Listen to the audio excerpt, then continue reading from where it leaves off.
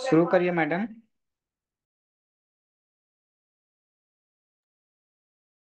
Yes sir. सभी को मेरा नमस्कार। मैं डॉक्टर श्रुति सारिका आईएफपीएच द्वारा आयोजित वेबिनार के हिंदी सेशन के 842वें दैनिक श्रृंखला में आप सभी का स्वागत करती हूँ। वेबिनार की शुरुआत हम लोग एक मौन प्रार्थना से करेंगे। धन्यवाद सभी का। हमारे आज के गेस्ट एक बहुत ही अनुभवशाली और सम्मानित व्यक्ति हैं, जो कि हैं doctor VK Chauhan sir. Doctor VK Chauhan के पास 45 साल से भी ज्यादा का क्लिनिकल और टीचिंग अनुभव रहा है। ये 2017 में न्यू दिल्ली के doctor B R Sur homoeopathic medical college hospital and research centre के प्रिंसिपल के रूप में कार्यरत रह चुके हैं। इसके पूर्व में ये Nehru medical college and hospital defence colony new Delhi में विभिन्न पदों जैसे डिमोन्स्ट्रेटर, लेक्चरर, असिस्टेंट प्रोफेसर और प्रोफेसर के रूप में होम्योपैथी के क्षेत्र में अपना महत्वपूर्ण योगदान दिया है। इन्होंने अपना महत्वपूर्ण योगदान रिसर्च के क्षेत्र में भी दिया है। ये प्रिंसिपल इन्वेस्टिगेटर रह चुके हैं, जिस शोध का विषय था to to evaluate the effect of homoeopathic treatment on natural history of autoimmune thyroiditis. इसके अलावा ये बीएचएमएस और एमडी एग्जामिनेशन के विभिन्न एग्जामिनर और पेपर सेटर भी रह चुके हैं।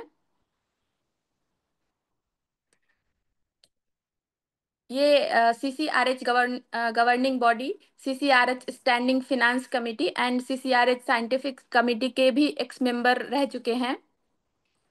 इसके साथ साथ इन्हें गवर्नमेंट ऑफ दिल्ली के द्वारा 2006 में स्टेट अवार्ड से सम्मानित किया जा चुका है और 2009 में ये लाइफ टाइम अचीवमेंट अवार्ड से भी सम्मानित रह चुके हैं, जो कि board of homeopathic system of medicine के द्वारा इन्हें प्रदान किया गया था। इसके अलावा ये होम्योपैथी के क्षेत्र में अपने विभिन्न पब्लिकेशंस, विभिन्न पुस्तकों, विभिन्न महत्वपूर्ण पुस्तकों के द्वारा भी अपना काफी महत्वपूर्ण योगदान दिया है। इनके पुस्तक इनके इनके द्वारा प्रकाशित पुस्तकों में homoeopathic principles and practice of medicine, short book of homoeopathic clinical rheumatology, essential hypertension prediction prevention and homoeopathic treatment, attention deficit hyperactive disorder homoeopathic update, preliminary guidelines for research in homeopathy, viral hepatitis B, clinical homeopathic update, homeopathic spotlight on clinical aspect of asthma, affective disorder, psychological theories and homeopathic approach। इसके अलावा उन्होंने बहुत सारे question banks under graduate course और PG students के लिए भी तैयार किए हैं। इनका होम्योपैथी के क्षेत्र में काफी महत्वपूर्ण योगदान है और मैं डॉक्टर वीके चौहान सर से रिक्वेस्ट करती हूँ कि आप इस मंच पे अपने अनुभव और ज्ञान से हमें लाभान्वित करें। डॉक्टर वीके चौहान सर, आपका बहुत बहुत स्वागत है। Sir please.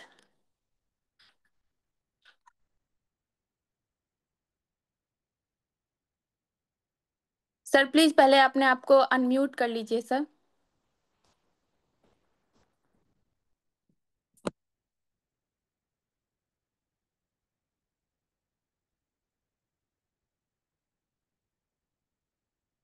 सर आपकी आवाज नहीं आ रही है सर।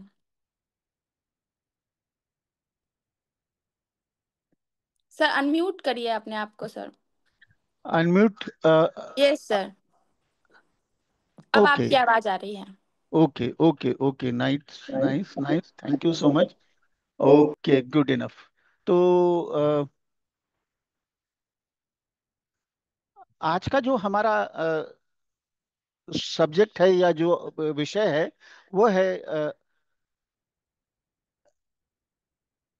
खास करके हमें आज बात करनी है हृदय धमनी रोग कोरोनरी आर्टरी डिजीज के ऊपर हमारी बात है।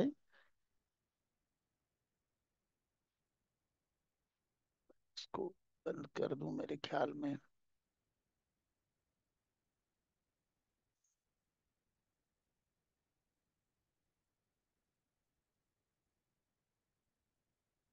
ओके। तो आपको आवाज में कुछ व्यवधान उपस्थित होता हुआ लग रहा है क्या? यस सर, आपकी आवाज दो दो इको हो बार आ रही है। रही है sir. Yes sir, yes sir. मैं कोशिश करता हूँ इसको बंद करने के लिए।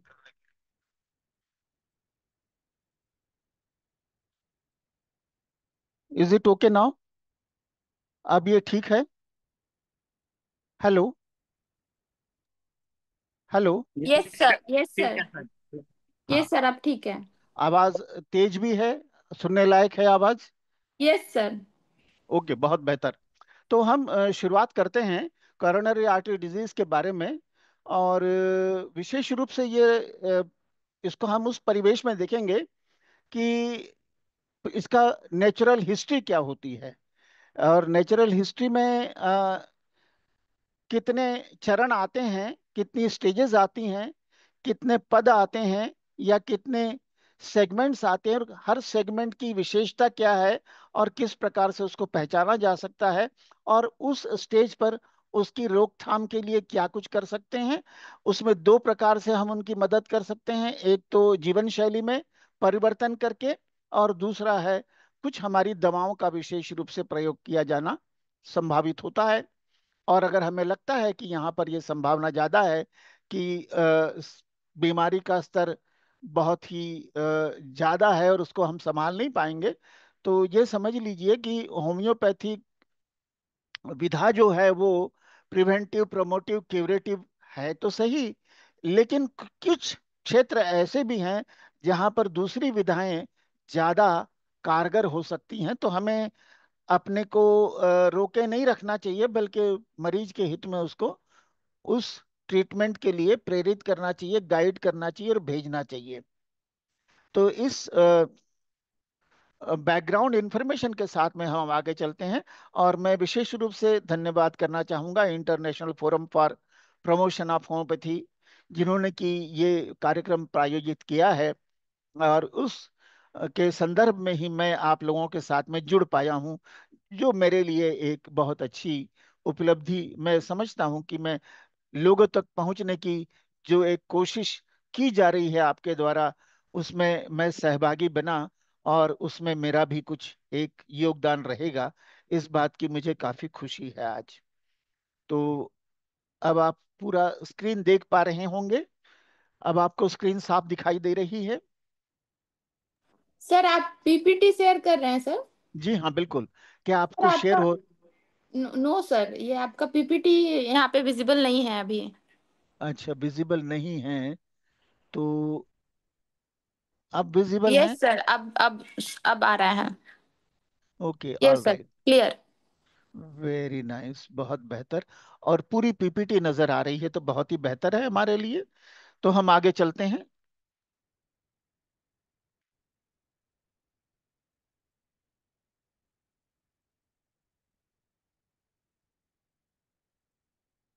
तो हम एक खास जो बात हैनीमैन साहब कह गए एक बार।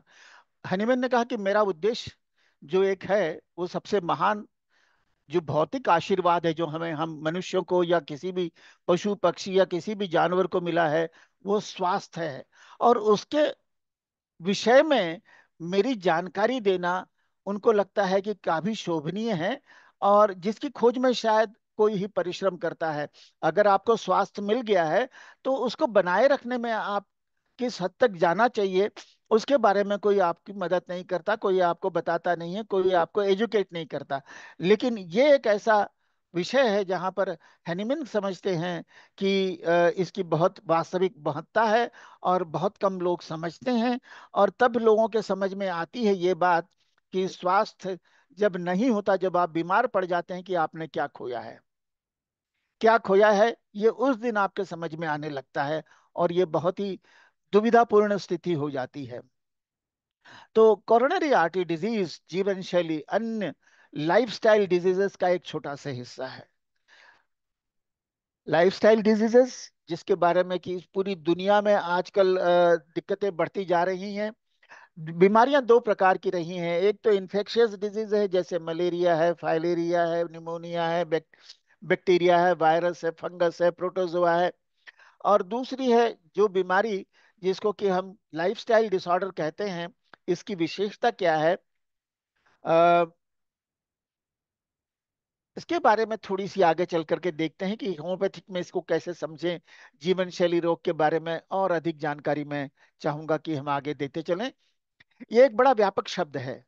इसमें सांस्कृतिक, सामाजिक मूल्य, व्यवहारों, व्यक्तिगत या सामूहिक आदतें, दृष्टिकोण, सामाजिक या व्यक्तिगत गतिविधियों को भी हम रखते हैं अपने नजर नजर में। तो आप समझिए कि जिस प्रकार की जीवन शैली अपनाते हैं, कुछ लोग साउथ में रह रहे हैं, कुछ लोग नॉर्थ में रह रहे हैं, कुछ लोग रेगिस्तान में रह रहे हैं, कुछ लोग बंगाल में रह रहे हैं, तो लोगों का खान पान, उठना बैठना, बातचीत और उनकी जो सोशल इंटरेक्शन है वो अलग होते हैं। मुस्लिम कुछ विशेष रूप से अपने जीवन को चलाते हैं। हिंदूज डिफरेंट फूड हैबिट्स रखते हैं। क्रिश्चियन डिफरेंट फूड हैबिट्स रखते हैं। तो ये सब चीजें जो हमारी सांस्कृतिक धरोहर है, ये भी अगर हम कुछ विशेष ऐसे कार्य कर रहे हैं जिसकी वजह से हमें बीमारी हो सकती है। अब जैसे मुस्लिम महिलाएं हैं, अगर वो बहुत पर्दा नशीन है, धूप में नहीं जाती हैं, बुर्का पहन के जाती है, तो उनको सूरज की रोशनी उपलब्ध नहीं होगी। सूरज की रोशनी उपलब्ध नहीं होगी तो क्या होगा, उनको उनको विटामिन डी की कमी हो जाएगी। तो ये इस प्रकार का जीवन शैली जो होती है, उससे आप बीमारियों को अपनी तरफ आकर्षित करते हैं खास करके। तो ये जीवन शैली के बारे में हमें जानना बहुत जरूरी होता है। यूरोप का कल्चर कैसा है, यूरोप का सामाजिक संगठन कैसा है, वहाँ की जो भौतिक परिस्थिति है वह कैसी है। अगर आप हिमाचल में प्रैक्टिस कर रहे हैं तो आपको वहाँ के जियोग्राफिकल कंडीशन का पता होना चाहिए, वहाँ की फूड हैबिट्स का पता होना चाहिए, वहाँ का कल्चर का पता होना चाहिए। उसी तरह राजस्थान में अगर प्रैक्टिस कर रहे हैं तो वहाँ का पता होना चाहिए, क्योंकि हर जगह की एक विशेष प्रकार की बीमारियां होती हैं, उसके बारे में आपको जानना जरूर है। और इसे हम लाइफस्टाइल का निर्माण सामाजिक संपर्क से होता है, ये मानेंगे। जैसे कि निकटतम जैसे लोग हैं, हमारे सूक्ष्म परिवेश, जहाँ पर कि हमारा परिवार है, फिर उसका एक समुदाय है, फिर उसका एक सहपाठी समूह है। अगर आप स्कूल में जाते हैं, आपके मित्र हैं, विद्यालय के लोग हैं, कार्यस्थल है, और जन संचार माध्यम है। खास करके आजकल सोशल मीडिया का बहुत बड़ा प्रभाव है हमारे जीवन में। जो कुछ सोशल मीडिया में लोग बाग कहते हैं, लोग बाग वैसा करने लगते हैं। और कुछ चीजें अगर गलत होने लगती हैं तो बहुत सारे लोग उसमें अपने आप को बीमार कर लेते हैं। और अब हम समझें कि लाइफस्टाइल डिसऑर्डर वो रोग होते हैं जिनकी उत्पत्ति मुख्य रूप से व्यक्ति की नियमित जीवन शैली से जुड़ी आदतों पर निर्धारित होती हैं। आपकी आदतें, your habits are going to make you sick. तो जिंदगी में जो कुछ भी आप करते हैं, आप अपने आदतों के गुलाम हैं। और अगर आदतें गलत हैं तो आपको वो बीमार कर छोड़ेंगी। ये व्यक्ति के पर्यावरण के साथ में अत्यंत संगतपूर्ण संबंध का परिणाम होते हैं। ये रोग में रोकथाम योग्य, गैर संक्रामक, दीर्घकालिक, क्रॉनिक रोगों की श्रेणी में आते हैं। तो ये लाइफस्टाइल डिजीजेस जितनी भी हैं वो खास करके क्रॉनिक डिजीज की श्रेणी में आते हैं। और इनकी शुरुआत बहुत धीमी और छिपी होती है, और इन्हें विकसित होने में वर्षों लग जाते हैं, और हमें पता नहीं लगता कि हम रोग की गिरफ्त में आने लगे हुए हैं। और एक बार ये रोग हो जाए तो फिर ये ठीक नहीं होते। बहुत मुश्किल से ठीक हो सकते हैं, बहुत कम लोग ठीक हो पाते हैं। इसीलिए हैनीमैन ने असंगत रूप से नामित क्रॉनिक रोग कहा है। Non appropriately named chronic diseases, it is not because of the मियाज्म। फिर भी तुम्हारी हैबिट्स है, जो आपके विचार है, अगर वो उसके अनुरूप है तो है, कहीं ना कहीं पर आप भी उसमें लिप्त हो जाते हैं। तो मोटे तौर पे ये कहना कि मियाज़म इसके लिए रिस्पॉन्सिबल नहीं है, काफी हद तक सही भी है और काफी हद तक गलत भी है। लेकिन जब क्रॉनिक डिजीज की बात करते हैं हनीमैन, तो वो कहते हैं ये non appropriate named chronic diseases हैं। और अगर वर्तमान में हम इसकी क्लासिफिकेशन के बारे में कहें, तो आईसीडी 10 में जो क्लासिफिकेशन होता है, जो WHO का क्लासिफिकेशन सिस्टम है, उसके अनुराग, उसके अनुरूप ये रोग जेड श्रेणी में रखे जाते हैं। और विशेष करके Z72, Z55, 265 और Z73 उप श्रेणियों में देखे जा सकते हैं। अब जीवन शैली रोगों में योगदान देने वाले मुख्य कारण क्या हैं, उसके बारे में थोड़ी सी जानकारी ले लेते हैं। तो गलत खान पान की आदतें हैं जो हमारी हैं, वो मुख्य रूप से हमें रोगी बनाने में बहुत बड़ा इनका एक रोल है। जैसे अधिक मात्रा में मांसाहार करना, वसा का लेना, तली भुनी चीजें लेना जिसको हम कहेंगे कार्बोहाइड्रेट, और कम रेशेदार फाइबर रहित भोजन करना। जैसे जितने भी है, राइस है, मैदा है, शुगर है, मिल्क एंड मिल्क प्रोडक्ट है, अगर आप ज्यादा मात्रा में ले रहे हैं तो इसकी वजह से आप बीमार पड़ सकते हैं। और दूसरी बात, एक खास बात है, जैसे कि नशे की लत। नशे की लत में आप शराब पी सकते हैं, धूम्रपान कर सकते हैं, नशीले पदार्थों का अत्यधिक सेवन इसमें शुमार है। लेकिन इसके अलावा हम ये कहें कि नमक अधिक मात्रा में लेना या चीनी अधिक मात्रा में प्रयोग करना, ये भी एक तरह से एडिक्शन में ही शुमार कर लें तो कोई गलत बात नहीं हो। शारीरिक निष्क्रियता, फिजिकल इनएक्टिविटी बहुत महत्वपूर्ण है हमारे जीवन में, क्योंकि आजकल हम कंप्यूटर के सामने बैठे रहते हैं, हम म्यूजिक सुनते रहते हैं, बातें करते रहते हैं, व्हाट्सएप पे रहते हैं। तो ये जो एडिक्शन है, स्क्रीन एडिक्शन है, ये भी एक बहुत बड़ा रोल अदा कर रहा है हमें बीमार करने में। और ये फिजिकल इनएक्टिविटी का एक बहुत बड़ा हिस्सा है, जिसे हम काउच पटाटो भी कहते हैं। और इसके अलावा एक दूसरी बात होती है, जब आप कमरे में बैठ के काम करते हैं, आर्टिफिशियल रोशनी में बैठ के काम करते हैं, तो हमें सूरज भगवान के दर्शन नहीं होते।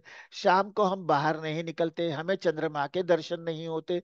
तो जिस पृथ्वी मंडल पे हमारा जीवन उत्पत्ति हुई है जीवन की, वो इन ग्रहों द्वारा नियमित है। एक तरह से एक बायोलॉजिकल क्लॉक होती है, जिसको चलाने में हमारे सूरज और चंद्रमा का एक विशेष योगदान है।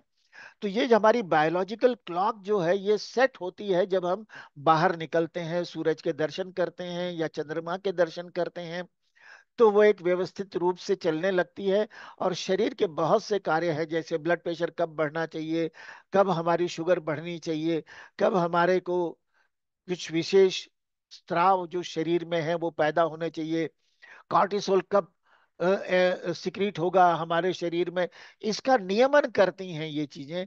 तो जब हम एक कमरे में बंद होकर आर्टिफिशियल लाइट में रहते हैं, तो हमारी बायोलॉजिकल क्लॉक असंतुलित हो जाती है और फिर हम बीमार पड़ने लगते हैं। खास करके विशेष रूप से जो लोग नाइट शिफ्ट में काम करते हैं, या जो लोग बहुत अत्यधिक ट्रैवल करते हैं, जेट ट्रैवल करते हैं, वहां पर भी ये हमारी जैविक घड़ी डिस्टर्ब हो जाती है। और एक सर्वेक्षण के अनुसार वर्ष 2005 में विश्व भर में हुई कुल मौतों का 60% हिस्सा गैर संक्रामक रोगों की हिस्सेदारी में आता है, जिसे हम नॉन कम्युनिकेबल डिजीजेस कहते हैं। और नॉन कम्युनिकेबल डिजीजेस आप स्वयं बनाते हैं, आप अपनी बीमारी खुद बनाते हैं, ऐसा हम समझते हैं। तो गैर संक्रामक डिजीजेज में आप अपने रोग के खुद ही कारण होते हैं। जैसे मलेरिया अगर आपको हुआ है, तो वहां पर जो आप है, आप होस्ट है, और एजेंट तो प्लाज्मोडियम है, मलेरिया ये है, या वाइवेक्स है, या फेल्सीफेरम है। लेकिन यहाँ पर क्रॉनिक डिजीज में ऐसा नहीं होता, आप स्वयं ही होस्ट है और स्वयं ही एजेंट भी हैं बीमारी के। और यहाँ पर ये बात हम मान लेते हैं कि रोग केवल बाहरी कारकों से नहीं होते, आप भी उसमें बहुत बड़ा एक अपना हिस्सेदारी निभाया करते हैं। बल्कि ये भीतर के असंतुलन, मियाज्म और व्यक्तिगत जीवन शैली से उत्पन्न होते हैं। ये क्रॉनिक डिजीजेस हैं, आर्टिफिशियल क्रॉनिक डिजीजेस हैं। इसीलिए रोग से पहले रोगी को समझना आवश्यक है। रोग तो बाद में आएगा, रोगी पहले आएगा, और वो कैसा रोग लेकर के आएगा ये सुनिश्चित वो व्यक्ति विशेष करेगा। हमारी दवाएं क्लाइंट सेंट्रिक है, हमारी दवाएं, हमारी विधा होम्योपैथिक क्लाइंट सेंट्रिक है, डिजीज सेंट्रिक नहीं है। हम डिजीज की बात नहीं करते, हम कौन वो व्यक्ति है और उसको क्या हुआ है, इसके बारे में सोच करके फिर बात करते हैं। और तभी हम होम्योपैथी में कह पाते हैं कि रोग से पहले हम समझें कि ये रोग है किसको, वो कौन है हमारा क्लाइंट जिसने ये काम किया है। क्योंकि इसकी बहुत बड़ी चेतावनी जो इसको मिल रही है, इसकी जीवन शैली की भूलों का नतीजा है। इसने कुछ जीवन में ऐसा किया है कि कुदरत ने इसको ये बख्शा है, खास करके बीमारी का वर्चस्व जो दिया है। अब बहुत सी चीजें हैं जो कि आज के जमाने में बहुत कॉमन है। आप पाएंगे कि लाइफस्टाइल डिसऑर्डर में सबसे पहली बीमारी आजकल जो देखने में आती है वो मोटापा है। और इसको मेटाबॉलिक सिंड्रोम के नाम से आजकल हम जानते हैं। मेटाबॉलिक सिंड्रोम को हम सिंड्रोम एक्स के नाम से भी जानते हैं आजकल के जमाने में। इसके बारे में थोड़ी सी पृष्ठभूमि बनाएंगे, इसके बारे में भी बात करेंगे। टाइप 2 डायबिटीज, जो कि आपके द्वारा प्रोड्यूस की गई है, ये डायबिटीज, एथेरोस्क्लेरोसिस, अस्थमा, हाइपरटेंशन और हार्ट डिजीजेस, इसके अलावा स्ट्रोक जिसमें पैरालिसिस, कुछ प्रकार के कैंसर, और पुरानी यकृत की बीमारियां जैसे क्रॉनिक लीवर डिजीजेस या सिरोसिस या फैटी लीवर जो भी है, या फिर क्रॉनिक ऑब्स्ट्रक्टिव लंग डिजीज या पल्मोनरी डिजीजेस। ये खास करके हमारे स्मोक करने से, ईंधन ऐसा हम जब यूज करते हैं घर में जिसमें धुआं होता है, या फिर हमारा वातावरण जो प्रदूषित है उसके वजह से, जो हमने वातावरण को प्रदूषित किया है। वातावरण तो प्रदूषित नहीं किया था, वो तो हमने किया है। और हम ही बीमार पड़ते हैं, जिस बीमारी से हम ग्रसित होते हैं, फेफड़ों की बीमारी, उसे हम कहते हैं COPD, chronic obstructive pulmonary diseases के बारे में। और पुरानी गुर्दे की बीमारी, खास करके क्रॉनिक रीनल डिजीजेस, जिसमें कि मेडिकल डिजीजेस में रीनल फेलियर, इसकी वजह खास करके डायबिटीज और हाइपरटेंशन बहुत कॉमनली आजकल देखा जाता है।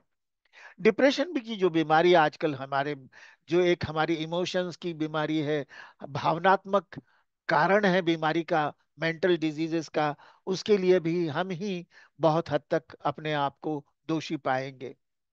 अब थोड़ी सी बात हम मेटाबॉलिक सिंड्रोम के बारे में कह लें। ये एक बहुत बड़ा अम्ब्रेला टर्म है। एक बड़ी अम्ब्रेला टर्म में बहुत सी चीजें, घटक आते हैं जिसको कि हम एक शब्द से अभिव्यक्ति दे देते हैं, जिसको हमने कहा मेटाबॉलिक सिंड्रोम। और ये क्रॉनिक लाइफस्टाइल डिसऑर्डर का मुख्य कारण है या प्रीकर्सर है, शुरुआती दौर में है। तो इसमें अगर ये मनुष्य में हम देखने में आते हैं, तो अगर ये मेल में है तो इसको सिंड्रोम एक्स कहेंगे, या मेटाबॉलिक सिंड्रोम एक कलेक्टिव नेम है। अगर हम फीमेल्स में देखें तो इसी का नाम पीसीओडी हो जाता है। तो बीमारी एक ही है, लेकिन पुरुषों में इसका प्रेजेंटेशन अलग है, महिलाओं में इसका प्रेजेंटेशन अलग है। और इसकी जनक क्या है? जीवन शैली। ये एक ऐसी स्थिति है जिसमें निम्नलिखित समस्याएं एक साथ पाई जाती हैं। और इसको डायग्नोस करने के लिए इन 5 स्थितियों में से कम 3 स्थितियां अगर आपके पास हैं, तो हम उसको मेटाबॉलिक सिंड्रोम में डाल सकते हैं। तो यहाँ पर जो मोटापा है, उसको हम लोग कहते हैं सेंट्रल ओबेसिटी या एब्डोमिनल ओबेसिटी। ये खास करके पुरुषों में ज्यादा देखी जाती है। महिलाओं में पियर शेप्ड ओबेसिटी देखी जाती है। तो महिलाओं की ओबेसिटी हाइपरटेंशन नहीं करती है, महिलाओं की ओबेसिटी कोरोनरी आर्टरी डिजीज पैदा नहीं करती है। जो खास करके अपर एब्डोमिनल ओबेसिटी है, जहां पर चर्बी का जमाव होता है, जिसको हमने सेंट्रल ओबेसिटी कहा है, ये एक ऐसी बीमारी है जो कि कोरोनरी आर्टरी डिजीज और हाइपरटेंशन को बढ़ावा देती है। दूसरी है हाई ब्लड प्रेशर। जहां पर ओबेसिटी होती है, वहां पर डायबिटीज भी होती है।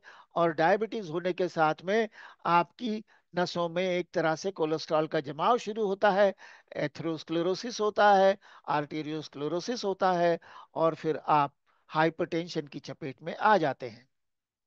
जो असामान्य कोलेस्ट्रॉल है या ट्राइग्लिसराइड है, जिसमें कि एलडीएल है, और ट्राइग्लिसराइड है, इसको देखना बहुत जरूरी है। वेरी लो डेंसिटी लिपोप्रोटीन को देखना बहुत जरूरी है, क्योंकि ये रक्त वाहिकाओं में जमा होने के बाद में आपको बीमार करते हैं। रक्त वाहिकाएं बंद होने लगती हैं और वो बिल्कुल रिजिड हो जाती हैं, ब्लड प्रेशर बढ़ने लगता है, और फिर कहीं पर ब्लड का सप्लाई रुक जाती है तो वहां पर आपको गैंग्रीन हो जाता है, या दिमाग में अगर ऐसा हो तो उसको पैरालिसिस हो जाता है। हृदय में अगर ऐसा हो तो उसे हार्ट अटैक हो जाता है। किडनी में अगर ऐसा हो तो किडनी फेल होने लगती है। आपकी आंखों के पर्दे में ऐसा होना लगे, अगर रेटिना में कुछ ऐसा होना लगे तो आपको दिखाई देना बंद हो जाता है। उसको हम रेटिनल हेमोरेज भी कह सकते हैं। और इंसुलिन रेजिस्टेंस, तो एक दो तीन चार, ये पांच अवस्थाएं ऐसी हैं जिनको कलेक्टिवली हमने सिंड्रोम एक्स में रखा हुआ है। और सिंड्रोम एक्स का डायग्नोसिस के लिए कम से कम तीन चीजों की उपस्थिति जरूरी है। अगर तीन चीजें हैं आउट ऑफ फाइव, तो वो व्यक्ति सिंड्रोम एक्स से बीमार है, या वो उसको ये बीमारी है। तो हम किसी भी बीमारी की पूर्व अवस्था को metabolic syndrome, pre disease state, ऐसा मान के चल सकते हैं। अब हम अपना जो मुख्य सब्जेक्ट है कोरोनरी आर्टरी डिजीज, उसके बारे में बात कर लेते हैं। तो प्रासंगिक जो परिचय है वो है, कोरोनरी आर्टरी डिजीज एक प्रकार का रोग है। ये हृदय की धमनियां जो हैं, रक्त पहुंचाने वाली मुख्य तीन धमनियां हैं, राइट कोरोनरी आर्टरी, एंटीरियर जो इंटर वेंट्रिकुलर ब्रांच, और लेफ्ट सर्कम्फ्रेंस आर्टरी, ऐसी तीन आर्टरियां हैं। ये उनकी बीमारी है।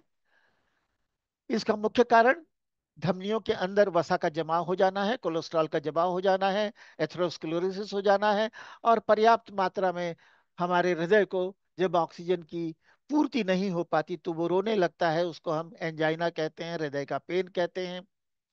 और अगर वहां पर रक्त वाहिका बंद हो जाती है तो उसको हम हार्ट अटैक ऐसा कहते हैं। अब आपको ये देखना बड़ा अजीब सा लगेगा कि यहाँ तक तो ठीक था, लेकिन हम क्यों इसके बारे में बात कर रहे हैं। इसकी एक वजह यह है कि आजकल के दिनों में हम देख रहे हैं कि हृदय रोगों का बढ़ता हुआ प्रकोप जो हमें देखने में मिल रहा है, वो एक बड़ी गंभीर सी अवस्था है।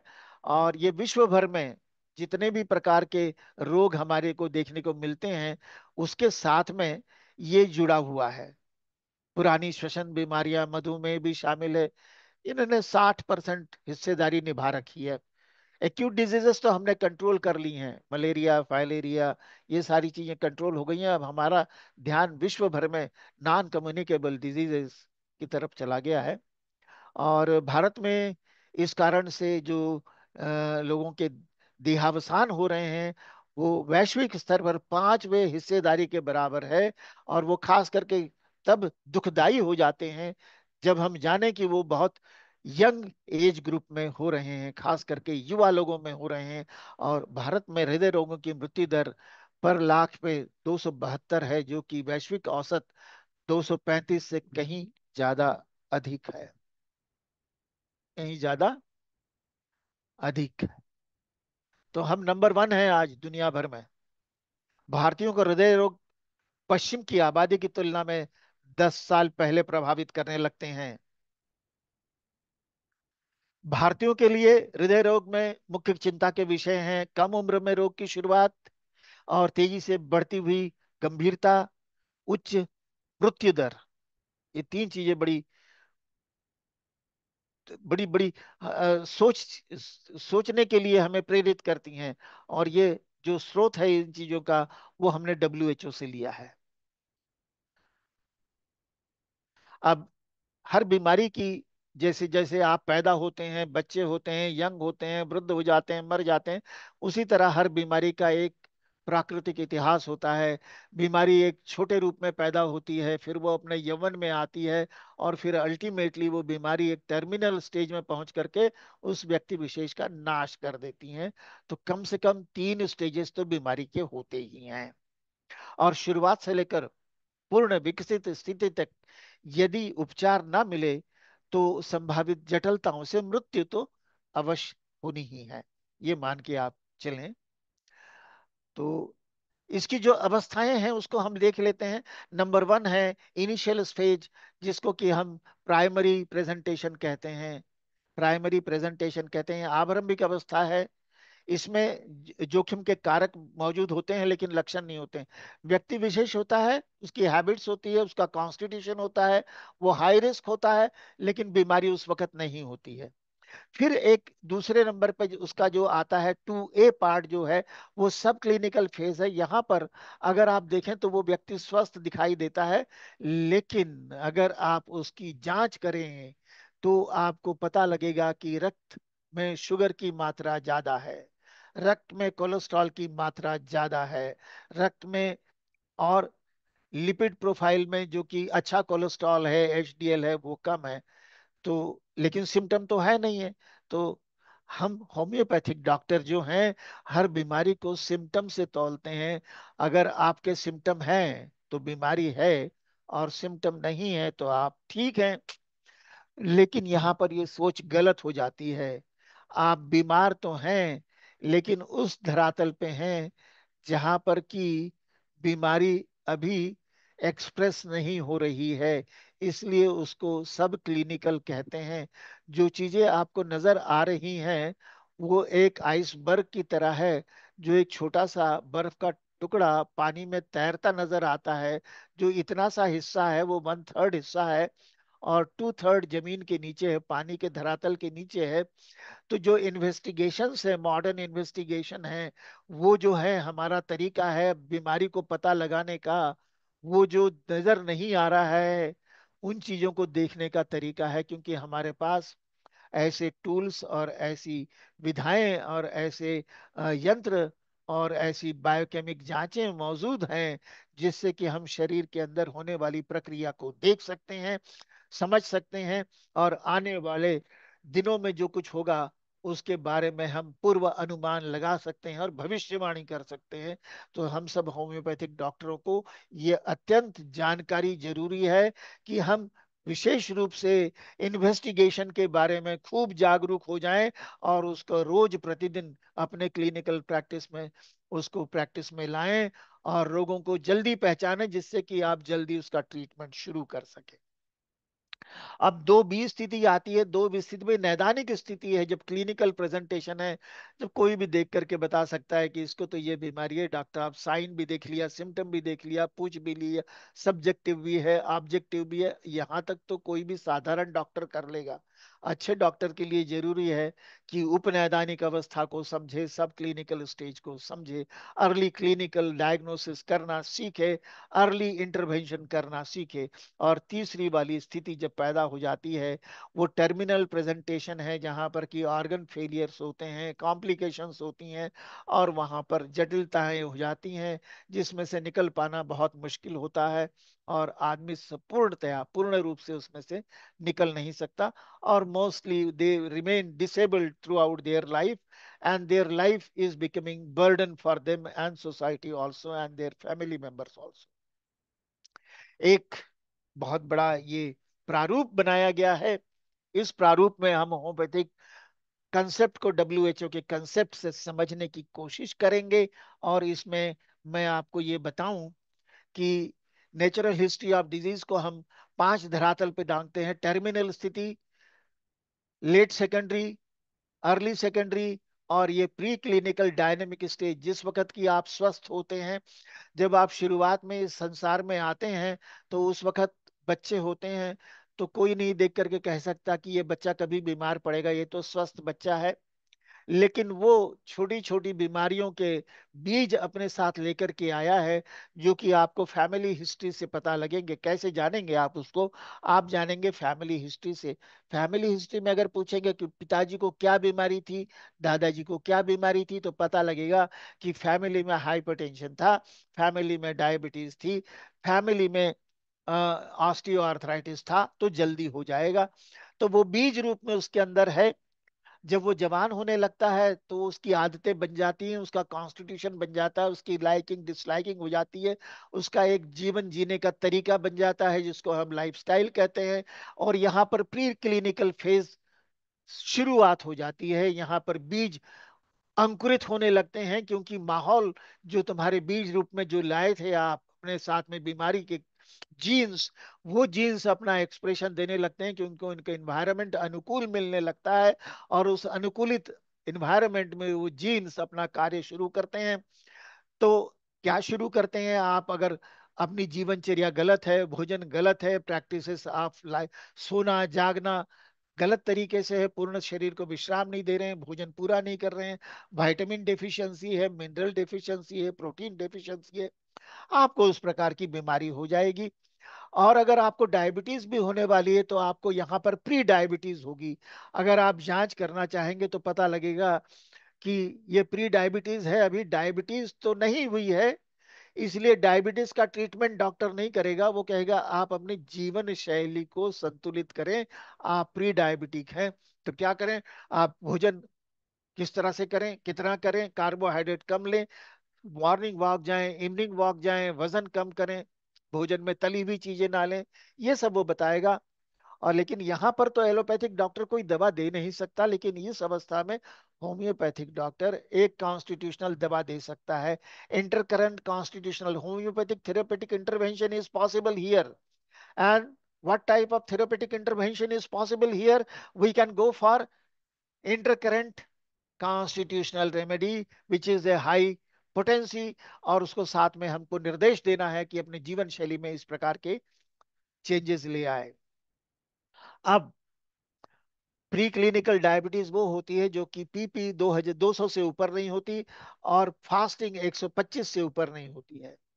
यही व्यक्ति अगर अब अर्ली सेकेंडरी फेज में चले जाए तो पीपी, इसका ब्लड शुगर हो जाएगा मोर देन 200, और पी फास्टिंग हो जाएगा मोर देन 125। तो ये क्लिनिकल डायबिटीज हो गया है।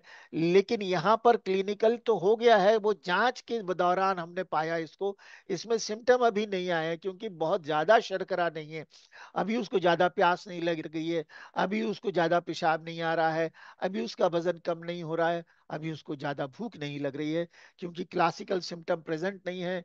आपका डायग्नोसिस कैसा है? इन्वेस्टिगेटिव है, इंसिडेंटल है। तो आपने बीमारी को जल्दी पकड़ लिया। ये रोग की अवस्था जो अर्ली सेकेंडरी फेज है, ये क्यूरेटिव फेज है। यहाँ पर हम बीमारी को ठीक कर सकते हैं। ये विंडो पीरियड अगर आप समझ लेते हैं और यहाँ पर एक्शन ले लेते हैं और ठीक दवा दे देते हैं, लाइफस्टाइल मैनेज कर लेते हैं, बीमार आपका ठीक हो जाएगा, क्योर बीमारी हो जाएगी। अगर आपने ये विंडो पीरियड खो दिया, फिर बीमारी ठीक नहीं होगी, वो क्रॉनिक होगी और कॉम्प्लिकेशन होंगे। तो जो क्योर है पॉसिबल, वो पॉसिबल कहाँ पर है? अर्ली सेकेंडरी फेज में। यहाँ पर मार्कर्स क्या है? सिम्टम कोई नहीं होते, इन्वेस्टिगेशन पॉजिटिव होती हैं, ईसीजी नॉर्मल हो सकता है, स्ट्रेस ईसीजी पॉजिटिव हो सकता है, लेकिन सिम्टम ना होंगे वहां पर, ये याद रखिए। अर्ली डायग्नोस्टिक और ट्रीटमेंट जो होगा वो सिर्फ इन्वेस्टिगेशन के माध्यम से होगा, सिम्टम नहीं होंगे। सिम्टम जो भी होंगे वो कॉन्स्टिट्यूशनल सिम्टम होंगे। यहाँ पर इंटरवेंशन जो देंगे आप, वो कॉन्स्टिट्यूशनल ही दवा देंगे, हाई पोटेंसी में देंगे, इंटरकरेंट देंगे, और उसको एग्रेसिव रूप से बहुत डांट करके और बहुत कहेंगे आपको ये करके दिखाना ही है, अगर आप जिंदगी में कुछ करना चाहते हैं और स्वस्थ रहना चाहते हैं।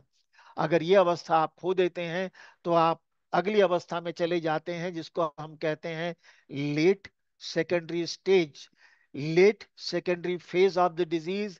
यहाँ पर साइन भी होते हैं, सिम्टम भी होते हैं, और इन्वेस्टिगेशन तो पॉजिटिव होती ही है, जो आप जानते हैं। यहाँ पर अगर आप बहुत एग्रेसिव ट्रीटमेंट दें तो जीवन बहुत लंबा चल सकता है, कॉम्प्लिकेशंस नहीं होंगे। और उद्देश्य भी हमारे इलाज का यही होता है कि बीमारी को आगे ना बढ़ने दें और बीमारी को हम कंट्रोल में रखें। क्योर नहीं कर पाएंगे आप, ये याद रखिए। क्योर मुश्किल होता है यहाँ से वापस जाना। और यहाँ पर जो ट्रीटमेंट है वो सिम्टोमेटिक भी है। तो सिम्टोमेटिक तो वो दवाएं हैं जो कि रोज के सिम्टम के बेसिस पर दी जाएंगी, लोअर डाइल्यूशंस में दी जाएंगी, रिपीटेड डोजेज में दी जाएंगी। लेकिन इंटरकरेंट कॉन्स्टिट्यूशनल डोजेज जो दी जाएंगी, उससे ये रहेगा कि आप रोग की बढ़त को रोक पाने में कोशिश कर सकते हैं। अगर ये वाला टाइम भी आप खो देते हैं ट्रीटमेंट प्लानिंग में, तो अगली परिस्थिति जो आती है उसको कहते हैं टर्मिनल फेज। टर्मिनल फेज में आमतौर पे वो चीजें होती हैं जो कॉम्प्लिकेशंस हैं। आपको कोरोनरी आर्टरी डिजीज थी, आपको हार्ट अटैक हो गया, या आपको दिमाग में नस फट गई, आपको स्ट्रोक हो गया। यहाँ पर जीवन बचाना मुश्किल हो जाता है, और जीवन बचाने के लिए आपको ट्रीटमेंट जो करना होता है वो इमरजेंसी मेडिसिन में, ऐसे हॉस्पिटल में भेजना होता है जहां पर कि आपको वो सुविधाएं मिल सके जिस प्रकार का कि वो मरीज है। न्यूरोलॉजी का केस है, कार्डियोवास्कुलर केस है, मेटाबॉलिक डिजीज है, डायबिटीज है, तो वहां पर वो विभाग होना चाहिए और उस विभाग के विशेषज्ञ होने चाहिए। वहां पर उस विभाग में वो मशीनें भी होनी चाहिए जो कि उसको हेल्प कर सकें। तब जाकर के आप उस व्यक्ति को बचा पाएंगे। और यहाँ पर कुछ न कुछ उस व्यक्ति को पूर्ण रूप से आप वापस तो नहीं लाएंगे, कुछ न कुछ डिसेबिलिटी रह जाएंगी जिसको कि आप, जैसे अगर किसी को स्ट्रोक हो गया तो हो सकता है उसकी वाचा छिन जाए, वो बोल ना पाए। राइट हैंड पैरालिसिस हो गया तो उसकी क्या होगा, लेफ्ट हैंडेड ब्रेन जो है वो मुख्यतः राइट हैंड को कंट्रोल करता है, और यहीं पर स्पीच सेंटर होता है। तो उसकी जो बोलने की क्षमता है, जो स्पीच है, वो खत्म हो जाएगी। तो एक बहुत बड़ा नुकसान हो जाता है जीवन में। वो कम्युनिकेट नहीं कर सकता, जो अपने ऑफिस में बात नहीं कर सकता, लिख नहीं सकता हाथ से, वो क्या करेगा फिर जीवन में? जीवन भार स्वरूप हो जाता है। तो he is going to live with disability. और ऐसी स्टेज में जब हम ट्रीटमेंट कहते हैं तो डिसेबिलिटी लिमिटेशन कहते हैं। और यहाँ पर पैलिएटिव ट्रीटमेंट देना पड़ता है जहाँ पर कि मदर टिंचर का प्रयोग बहुत आवश्यक हो जाता है। तो ये पूर्ण रूपरेखा है जिसको कि हम विस्तृत रूप से आगे समझने की कोशिश करते हैं। तो मित्रों, मैं चलता हूं आपको प्रारंभिक स्थिति में कोरोनरी आर्टरी डिजीज का एक समग्र अवलोकन है ये। और यहाँ पर प्राथमिक अवस्था में आपको क्या करना है? पेशेंट जो आता है वो खास करके धूम्रपान करता है, रक्तचाप ब्लड प्रेशर है, डायबिटीज है, कोलेस्ट्रॉल ज्यादा बढ़ा हुआ है, और धीरे धीरे वहां पर क्या हो रहा है, रक्त वाहिकाओं में कोलेस्ट्रॉल का डिपोजिशन शुरू हो गया है। अब द्वितीय अवस्था में क्या होता है? छाती में दर्द होता है, सांस फूलता है, और तृतीय अवस्था में हार्ट अटैक हो जाता है, हृदय विफल होने लगता है, फेल होने लगता है। तो ये कुछ संभावना है। तो यहाँ पर तीन धरातल जो हमने बताया, प्रथम द्वितीय और तृतीय, तो तीन धरातल में रोगों की रोकथाम होती है। प्रारंभिक रोकथाम है जिसमें स्वस्थ जीवन शैली को अपनाना होता है और जोखिम वाले कार्यों को बचाना होता है, जैसे स्मोक ना करें, रक्तचाप को कंट्रोल करें, मधुमेह को कंट्रोल करें। कंट्रोल करना है कोलेस्ट्रॉल को, एचडीएल को बढ़ाना है, लो एलडीएल को कम करना है, वेरी लो डेंसिटी लिपोप्रोटीन को कम करना है, और वो कोलेस्ट्रॉल के कुल मात्रा को भी कम करना है, टोटल कोलेस्ट्रॉल को। और तृतीय अवस्था में रोग की जटिलताओं को रोकने की कोशिश करनी है।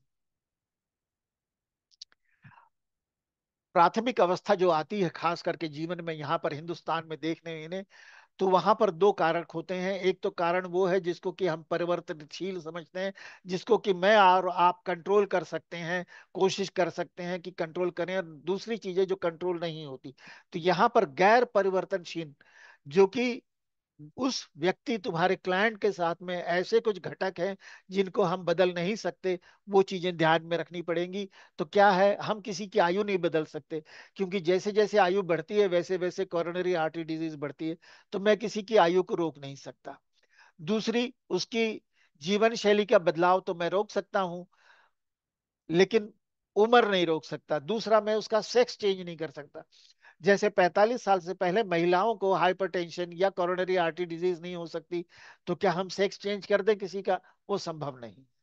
और तीसरी चीज, आप जो कुछ भी पैदा होकर के लाए हैं अपने साथ में, आनुवांशिक गुण, उनको भी मैं जीन्स को नहीं परिवर्तित कर सकता। तो मेरे पास जो मरीज आया है उसमें तीन चीजें मुख्य रूप से ऐसी हैं कि जो मैं परिवर्तनशील नहीं पाता हूं। ये तो रहेंगी ही।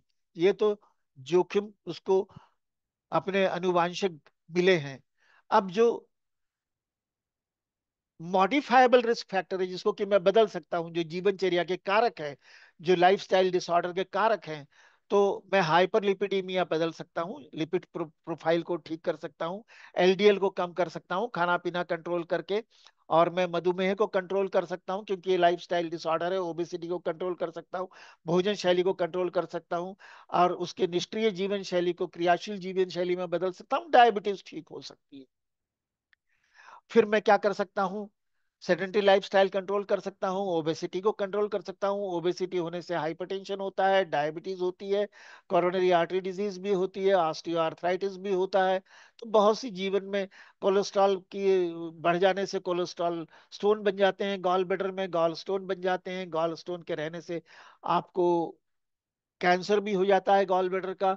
और कोलेस्ट्रॉल ज्यादा मात्रा में, ट्राइग्लिसराइड जब फैटी डिपोजिशन लीवर में होता है तो फैटी लीवर होता है, तो सिरोसिस ऑफ लीवर हो जाता है, लीवर फेलियर शुरू हो जाता है। तो मोटापा बहुत सारी जीवन में चीजें पैदा करता है, उसको भी आप कंट्रोल कर सकते हैं, और वो भी लाइफस्टाइल मैनेजमेंट से कंट्रोल कर सकते हैं। दूसरा डाइटरी हैबिट से, आप मीठा बहुत खाते हैं या ज्यादा पशु की मीट खाते हैं, चिकन खाते हैं, नमक की मात्रा खाते हैं, पापड़ है, अचार है, चटनी है, या फिर इसमें जो नमक की मात्रा एडिशनल है वो खाते हैं, उसको बंद करिए। अच्छी बात होगी कि आप ताजे फल खाएं, सब्जियां खाएं, और ओमेगा 3 जिसमें ज्यादा है, ऐसे भोजन में चीजों को बढ़ाएं, और प्रोसेस्ड फूड का इस्तेमाल ना करें। जिसकी भी सेल्फ लाइफ ज्यादा है, जो भी पैकेट में बंद होकर के फूड आ रहा है, उसको आप ना लें। आप सफेद रंग की चीजें जितनी भी हैं भोजन पदार्थ में, मैदा है, दूध है, चीनी है, घी है, मक्खन है, सफेद रंग है, बंद कर दीजिए इसको। ये आपको बीमार करेगा।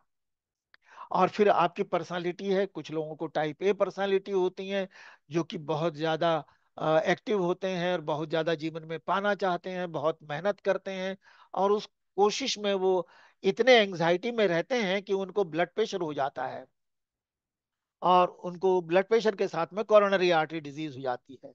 तो अपने जो मानसिक धरातल पे जो आप सोचते, देखते और करते हैं, तो उसको भी बदलने की जरूरत है आपको। जरा खुशनुमा जिंदगी रहने के लिए अपने जो उद्वेगिक, जो इमोशनल एग्रेसिव इमोशंस है, उनको कंट्रोल करना चाहिए। ये हमारे रोग होने से, रोग पूर्व जनक चरण में हस्तक्षेप को दर्शाता है, जहां हम बीमारी को रोक सकते हैं। इसे हम प्राइमरी प्रिवेंशन कहते हैं। अब प्राइमरी प्रिवेंशन में विशेष सुरक्षा प्रदान करना हमारा उद्देश्य है, और वो है जीवन शैली को बदल देना और नियमित जांच करते रहना। अगर कुछ गड़बड़ी हो रही है तो आपको पता लग जाएगा कि वो व्यक्ति आपकी बातें नहीं सुन रहा है, आप जैसा उसको बता रहे हैं जीवन शैली में चेंज करना, वो नहीं कर रहा है। और यहाँ पर कम कैलोरी खाना, कम वसा खाना, फाइबर वाला भोजन करना, हरी सब्जियां ज्यादा लेना, नमक का सेवन ना करना, नियमित संतुलित व्यायाम करना, मोटापा कम करना, तनाव कम करना, काम और जीवन की परिस्थितियों के प्रति अपना दृष्टिकोण बदलना जरूरी होता है, जिससे कि आप किसी चीज से टेंशन में ना आए, धूम्रपान छोड़ दे। तो ये प्राइमरी प्रिवेंटिव मैनेजमेंट होता है। ठीक है। यहाँ पर जो कॉन्स्टिट्यूशनल दवाएं हैं वो है अर्जेंटम नाइट्रिकम, आर्सेनिकलम, कैलकेरिया और लाइकोपोडियम, विशेष रूप से कहना चाहूंगा। नेट्रम्यूर, नक्सोमिका, स्टेफिसगेरिया भी बहुत महत्वपूर्ण दवाएं हैं। ये प्राथमिक रोकथाम है, प्राइमरी प्रिवेंशन की बात कर रहा हूं। अब मैं सेकेंडरी में अर्ली प्रिवेंशन की बात करने जा रहा हूं। एलोपैथिक उपचार छोड़ देते हैं इस वक्त। लक्षण विहीन उप नैदानिक अवस्था, सब क्लिनिकल फेज, यहाँ पर की इन्वेस्टिगेशन पॉजिटिव है और सिम्टम नहीं है, यहीं पर बीमारी का इलाज कैसे करना है। आपने यहाँ पर जो कुछ अंदर हो रहा है डैमेज, वो समझ लेना है कि यहाँ पर रक्तवाहिकाओं के अंदर कोलेस्ट्रॉल का डिपोजिशन शुरू हो गया है, और कोलेस्ट्रॉल की डिपोजिशन से पहले जो हमारी रक्तवाहिका है, इसकी अंदर वाली जो लय है, उसको इंडोथीलियम कहते हैं। इंडोथीलियम में सोजिश हो जाती है, और सोजिश होने के बाद में वहां पर कोलेस्ट्रॉल जमा होने लगता है। और यहाँ पर जो सोजिश का पता लगता है, वो हमको एक जांच से पता लगता है, जिसको हम कहते हैं CRP, सी रिएक्टिव प्रोटीन। अगर सी रिएक्टिव प्रोटीन एक स्वस्थ व्यक्ति में ज्यादा है, किसी बीमारी से ग्रसित नहीं है, उसको वायरल फीवर नहीं है, उसको कोई बैक्टीरियल डिजीज नहीं है, और फिर भी सीआरपी ज्यादा है, तो आप समझिए कि ये बता रहा है कि अंदर कुछ न कुछ सोजिश वाला मसला है, और वो सोजिश खास करके रक्त वाहिका के अंदर है। और यहाँ पर जो ट्रीटमेंट प्रोटोकॉल है एलोपैथिक में, वो उसको थक्का ना जमने देने वाली बीमारी दवा देते हैं, जिसको कि हम लोग इकोस्प्रिन कहते हैं। 75 मिलीग्राम दी जाती है। ये प्रिवेंटिव है, लेकिन होम्योपैथिक में ऐसा कोई व्यवधान, ऐसा कुछ नहीं है। कॉन्स्टिट्यूशनल मेडिसिन देनी होती है आपको। और आप समझ जाइए कि आपको यहाँ पर रोकथाम क्या करनी है, कोलेस्ट्रॉल के डिपोजिशन को रोकथाम करनी है। और कैसे आपको उसकी जांच पड़ताल करके पता करना है, क्योंकि वो देखने से पता नहीं लगेगा, सिम्टम से पता नहीं लगेगा। आपको सीआरपी की जांच करनी होती है। समझ रहे हैं आप मेरी बात को? ये खास करके जो मिडिल एज के लोग हैं और पोस्ट मेनोपॉजल फीमेल हैं, उनमें खास करके ज्यादा देखने में आएगा। और यहाँ पर आप ईसीजी सामान्य मिलेगा आपको, लिपिड प्रोफाइल आपको गड़बड़ मिलेगा। और यहाँ पर आप पाएंगे कि पैथोलॉजी जो है रिवर्सिबल होगी। अगर एग्रेसिव ट्रीटमेंट करें तो यहाँ पर ट्रीटमेंट करने से वो कोलेस्ट्रॉल वहां से रक्त वाहिका से निकल सकता है, यहाँ पर वो अवस्था है। लेकिन ये अगर अवस्था चली गई, फिर ये संभव नहीं हो पाएगा आपके लिए। ये साइकोटिक मियाज्म की प्रधानता समझाता है। और प्रबंधन में यहाँ पर हमको करना है कि कुछ कॉन्स्टिट्यूशनल दवाएं देनी है, जिसको कि हम खास करके अ, जैसे कि अर्जेंटम नाइट्रिकम वगैरह हैं। और अंग विशेष की दवाएं हैं, जिसमें कि हम इरिवर्सिबल पैथोलॉजी में काम कर सकें। जैसे कि हमारे पास थ्रेटिगस है, बेराइटा कार्ब है, बेराइटा म्यूर है, रॉल्फिया है, रस्टॉक्स है। आर्निका भी हो सकती है कुछ हद तक, आप ये मान के चलिएगा। और द्वितीयक नैदानिक अवस्था, यहाँ पर सिम्टोमेटिक स्टेज आ गई है। इन्वेस्टिगेशन तो पॉजिटिव ही है। ईसीजी में एसटी सेगमेंट चेंजेस आते हैं, आपको पता लग जाता है। और अगर आप एंजियोग्राफी करेंगे तो पता लगेगा कि रक्त वाहिकाएं सिकुड़ गई हैं, रक्त का प्रवाह कम हो रहा है। थैलियम करेंगे तो भी पता लग जाएगा कि हृदय के इस हिस्से में रक्त का प्रवाह कम हो रहा है। इसका मतलब हमारे पास नैदानिक अवस्था आ गई है, सिम्टम भी है, पेशेंट पेन भी बताता है। और यहाँ पर यह स्थिति है कि जो शुरुआती दौर में एक प्लेग बना था वो बड़ा हो गया है। और ये प्लेग बढ़ने की वजह से रक्त वाहिका के अंदर रक्त का संचार ठीक नहीं हो पा रहा है। इंडोथीलियल डैमेज हो चुका है, कोलेस्ट्रॉल जमा हो गया है, सेकेंडरी स्टेज में प्लाक का विकास हो चुका है। और ब्लड के संचार में, व्यवस्थागत में आपको कुछ न कुछ ऑब्स्ट्रक्शन हो रही है, बाधा। और यहाँ पर सिम्टम्स आने लग गए हैं। तो ये सेकेंडरी स्टेज है, एंजाइना हो गया है। नैदानिक आकलन आप कर सकते हैं। प्रबल मियाज्म, यहाँ पर मिस्टिम साइकोसिफिलिटिक मियाज्म की प्रधानता है। इस अवस्था में आपको आ, दो चीजें ख्याल रखनी है कि तीव्र अवस्था में आपको ऐसी दवाएं देनी है जो सिम्टोमेटिक हो। और जब लक्षणहीन है तो पेशेंट ठीक तो नहीं हुआ है, लेकिन इसमें कोलेस्ट्रॉल को कम करने के लिए दवा देनी चाहिए। और मूल्यांकन आपका जांचों से होगा। प्रमुख लक्षण जो होंगे वो एंजाइना पेक्टोरिस के होंगे। और एंजाइना आप जानते हैं, चलने फिरने से तकलीफ होती है। गतिविधि तुरंत बंद करें। अगर आप चल फूलता है, सांस फूलने के बाद दर्द होता है, तो तुरंत बैठ जाइए। एलोपैथिक दवा अगर आप दिखाते हैं डॉक्टर को, उसने नाइट्रोग्लिसरीन दिया हुआ है, तो आप जरूर दवा ले लीजिए। उस दवा को लेने से आपको आराम मिल जाएगा। और ये अ, जल्दी ठीक हो जाता है। होम्योपैथिक दवा है, कैक्टस है, इलेक्ट्रोडेक्टस है, आर्सेनिक एल्बम है, एकोनाइट है, स्पाइजेलिया है। ये दवाएं आपकी बहुत काम करेगी। जीवन शैली को संतुलित करें। अगर दर्द 10 मिनट से ज्यादा रह रहा है, इसका मतलब कि वो सिंपल एंजाइना नहीं है, मायोकार्डियल इन्फाक्शन हो गया है।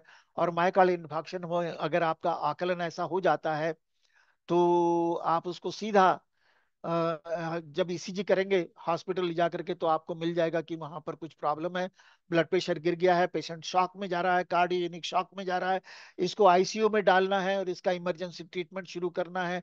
ट्रोपो ट्रोपोनिन टी देखना पड़ता है कि एंजाइम मार्कर आ गया है या नहीं आ गया है, वो वहीं पर संभव है। यहाँ पर टीएमटी नहीं कर सकते हैं क्योंकि सिम्टम बहुत ज्यादा है। तो मेरे मित्र, यहाँ पर हमको उसका टर्मिनल ट्रीटमेंट नैदानिक अवस्था में, तृतीय नैदानिक अवस्था में हार्ट अटैक की बात कर रहा था मैं। जो रक्त वाहिका है, जो सेकेंडरी स्टेज है, वहां पर तो कंप्रोमाइज रक्त का ब्लड फ्लो है। लेकिन यहाँ पर जो ब्लड फ्लो है वो पूरी तरह से ब्लॉक हो गया है। इसलिए यहाँ पर हाइपरटेंशन, कोरोनरी आर्टरी डिजीज के साथ में मायोकार्डियल इन्फाक्शन हो गया है। और चिकित्सीय लक्ष्य है, इसको पेशेंट को बचाना है।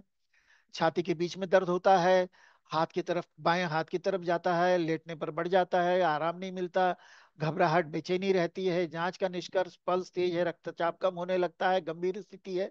इसका आईसीसीयू में भर्ती करके देखभाल करनी, इमरजेंसी केयर है। आपको यहाँ पर किसी प्रकार की दवा दी जाएगी, थ्राम्बोलाइटिक दवा दी जाएगी, जिससे कि जो थ्रोम्बस बन गया है वो खुल जाए। एस्पिरिन भी हो सकती है, क्रोपिडॉल भी हो सकती है। एलोपैथिक दवाओं की महत्ता है, होम्योपैथिक दवा ये काम नहीं कर सकता, क्योंकि काम करने का टाइम घंटे 2 घंटे के अंदर अगर काम नहीं किया तो पेशेंट की मृत्यु संभावना बढ़ जाती है। सर्जिकल उपचार में वहां पर वो परक्यूटेनियस कोरोनरी इंटरवेंशन कर सकते हैं, स्टेंट डाल सकते हैं उसी वक्त। होम्योपैथिक जो है वो सहायक उपचार है, मेन थेरेपी नहीं है, कॉम्प्लीमेंट्री थेरेपी है। एकोनाइट दे सकते हैं, कैक्टस ग्लैंडिफ्लोरस आर्निका दे सकते हैं, डिजिटेलिस भी दे सकते हैं, लाइकोपोडियम फर्ज। और खास करके रिकवरी की, जब पेशेंट रिकवर हो रहा होता है तो उस वक्त हृदय को संभालने के लिए एक टॉनिक दे सकते हैं, जिसका नाम ट्रेटेगस है। ट्रेटेगस का बहुत बड़ी कार्डिफॉस है। मियाजमेटिक सिफिलिटिम सिफिलिनम साइकोटिनम, मतलब कि हमारी साइकोटिक ग्रुप की दवाएं दे सकते हैं। आरम्बटेलिकम डिप्रेशन हो तो दे सकते हैं। आपातकालीन चिकित्सा की देखभाल आईसीसीयू में गहन हृदय देखभाल इकाई में ही संभव है, आप घर में ट्रीटमेंट ना करें। और वहां पर भी पेशेंट प्रॉप्ड अप पोजीशन में बैठता है, ऑक्सीजन देना होता है। आहार संबंधी निर्देश ये है कि तरल आहार दें शुरू में, चौथे दिन में कम कैलोरी वाला आहार दें, ठीक होने पर स्टूल सॉफ्टनर दें। तो ये सब चीजें चलती रहेंगी आपकी। तो मैं यहाँ पर मोटे तौर पे आपको हमारी कोरोनरी आर्टरी डिजीज के बारे में बता चुका हूँ। और मुझे लगता है कि ये इतना जो टाइम मिला है, ये हालांकि पूरा तो नहीं था, लेकिन फिर भी काफी हद तक हमें अवसर मिला कि हम मोटे तौर पे आपके साथ में एक कोरोनरी आर्टरी डिजीज के एक पूर्ण ओवरव्यू को आपके सामने रख सकें। तो मैं चाहूंगा कि अगर कोई सवालात हो तो वो आ जाएं साथ में मेरे। थैंक यू सर, ये बहुत ही अच्छा इंफॉर्मेटिव सेशन था। मैं आग्रह करना चाहती हूँ सभी पार्टिसिपेंट से, अगर आपके पास कोई क्वेश्चन है तो आप चैट बॉक्स में टाइप कर सकते हैं या फिर हैंड रेज करें और अनम्यूट करके बोल सकते हैं। मैंने डॉक्टर साजी सर का हैंड रेज है। हाँ सर हाँ, प्लीज श्योर। हाँ, विजय चौहान जी। जी। आपने, मैंने ये ध्यान से देख रहा था, आपने काफी महत्वपूर्ण विषय को हम लोगों के सामने रखा है। और सबसे बड़ा है, हम लोग के होम्योपैथिक ट्रीटमेंट के साथ में लाइफ स्टाइल डिजॉर्डर्स को तो आपने इनकॉर्पोरेट करना बहुत ही जरूरी होता है। अगर लाइफ स्टाइल डिजॉर्डर्स को लेकर के नहीं चलते हैं तो बहुत ही प्रॉब्लम होता है, नहीं, खास फिर आप करके कुछ नहीं कर सकते, कुछ नहीं कर कुछ सकते, नहीं लाइफस्टाइल करते। डिसऑर्डर है। जी। तो आज और मेजर जो प्रॉब्लम ये कोरोनरी डिजीज के आ रहे हैं, हार्ट के बीमारी जो आ रहे हैं, आजकल तो बच्चे लोगों में भी देखने को मिलता हाँ है। बिल्कुल, 25 16 साल के बच्चे को हुआ है, हाँ, 16 साल के बच्चे को भी हो 18 साल रहा है। के बच्चे, 25 साल के बच्चे, तो सडन डेथ होती है, अचानक डेथ हो ऐसे जाती में है, ये पता नहीं जरूरी लगता है। होता है कि हम लोग को एक इस चीज को आसान, रोगी को काउंसलिंग बहुत इम्पोर्टेंट होता है। एब्सोल्युटली। काउंसलिंग बहुत इम्पोर्टेंट है, अगर That is रोगी very चाहते हैं। important, very important. If you know the subject, you can do a rightful counseling. Otherwise, you cannot. या तो डॉक्टर श्रुति, श्रुति जी, आप देख लीजिए, और तो नहीं है कोई क्वेश्चन? यस सर, आप डॉक्टर साजी सर का हैंड रेज है। सर प्लीज आप अपना हाँ, मैं क्वेश्चन। मैं मैं बोल चुका हूँ।